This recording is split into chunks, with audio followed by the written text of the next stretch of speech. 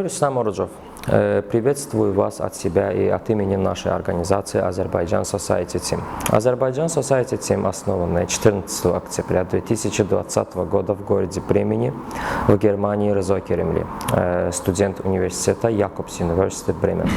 Это является некоммерческой организацией, основной миссией которой является распространение информации о богатой, родословной культуре и истории Азербайджана. Я, Иса Хейбатли, имею честь взять интервью у вас, Рустам Орджов, многократный чемпион Азербайджана по дзюдо. Спасибо большое, что нашли время для нашего сегодняшнего интервью, мистер Орджов. Я тоже желаю удачи вам и вашей команде. Спасибо вам большое. Сейчас мы хотим задавать вам несколько вопросов о вашей карьере и надеемся, что это будет очень интересно и информативно. Что именно вас заставило заняться дзюдо и почему вы предпочитаете именно этот вид спорта? На дзюдо меня ничто не заставило. Меня отец в 8 лет записал на секцию дзюдо, и с того времени я продолжаю заниматься этим спортом.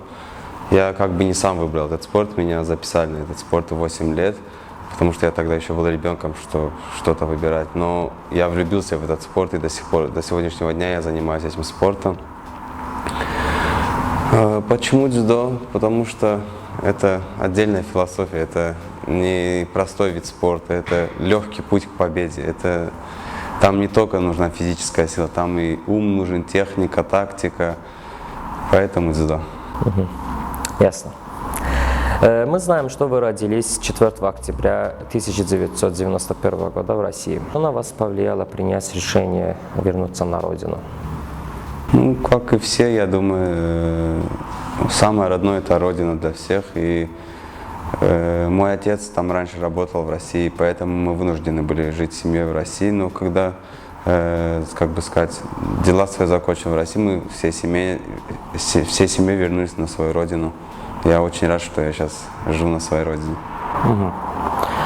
Насколько мне известно, у вас есть 2 ребенка. Хотите ли вы вызвать интерес своих детей в дзюдо? Ну, я бы насильно не стал бы своих детей заставлять заниматься чем-то. Либо я бы хотел, в первую очередь, чтобы они хорошо учились. Это самое главное, чтобы были умные. Дочку бы я не хотел, чтобы она стала спортсменкой, потому что спорт, я думаю, что это очень, как сказать, очень трудное, да? Поэтому там травмы бывают, там может переломы быть, там все что угодно. Поэтому я бы не хотел, чтобы моя дочка занималась дзюдо, а сын, если пошел по моим стопам, продолжал бы носить фамилию в этой. Нашу фамилию семейную в мировой федерации дзюдо, то я бы был только рад. Да, это будет очень хорошим, мы тоже думаем. Каждому спортсмену свойственно соблюдать диету. И мы хотим узнать, что эта диета как-либо влияет на вашу повседневную жизнь с семьей. Конечно, когда перед соревнованиями обычно у меня по 7 килограмм гоняю, иногда было по 8 после карантина. Это очень трудно гонять вес, поэтому стараемся постоянно придерживаться, лишнего не есть, убавляем сладости, хлеб, жирную пищу. Ну, это жизнь такая спортсмена, поэтому на это не жалуемся.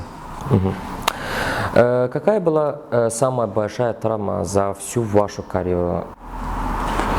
Ну, у меня бывало, что и ребра ломались, и бывало, что спина там грыжа была, и колени менские там рвались. Ну, все травмы для спортсмена, даже, например, если палец там сломался, то это большая травма, потому что ты не можешь тренироваться так, как хочешь. После травмы восстановление очень долго идет.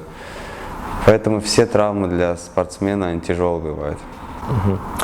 И я хочу узнать, что в результате полученного удара на соревнованиях по дзюдо в Баку 2015 года вы пропустили соревнования. Что вы почувствовали в тот момент? В 2015 на Европейских играх? Да. Да, у меня нет, я там не ударил, мне попался на болевой прием. И я думал, протерплю немножко и не стал сдаваться. И после этого у меня руку растянули сильно очень. Короче, повредили там. После этого я месяц в гипсе ходил. Поэтому потом очень сожалел, что надо было, ну, сдаться, как бы сказать так, что я не задумался о будущем, что может быть повлиять на мою карьеру. Я, можно сказать, месяц потом после этого не тренировался. Дорогой Рустам Орджо, когда вы планируете закончить карьеру в дзюдо? И что для вас является пиком карьеры? Заканчивать профессиональную карьеру как борец планирую, думаю, если на Олимпиаде золото возьму, то закончу там.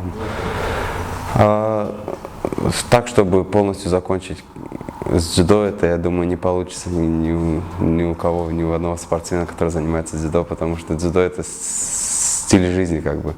Я даже если закончу как спортсмен карьеру, я буду продолжать, наверное, как тренер или какой-нибудь клуб открою себе, чтобы молодому поколению показывать то, что я умел. Для меня пиком карьеры является это олимпийские медали, думаю, да, вот. Одна есть, я хочу просто золотую медаль на Олимпиаде или золотую медаль на чемпионате мира. Я думаю, если я этого добьюсь, это будет пик моей карьеры. Если я не ошибаюсь, вы учитесь в президентской академии, и мы хотим узнать, что ваше образование не мешает вам с постоянным режимом тренировок. Я думаю, спорт никогда не мешает учебе. Учиться всегда надо, поэтому я принял решение поступить во второй институт, президентская академия, поэтому спорт не вечен, как сказать. После спорта, предположим, когда закончу профессиональную карьеру, надо уже двигаться в каком-нибудь другом пути, поэтому я поступил в академию, чтобы после спорта еще можно чем-нибудь заняться.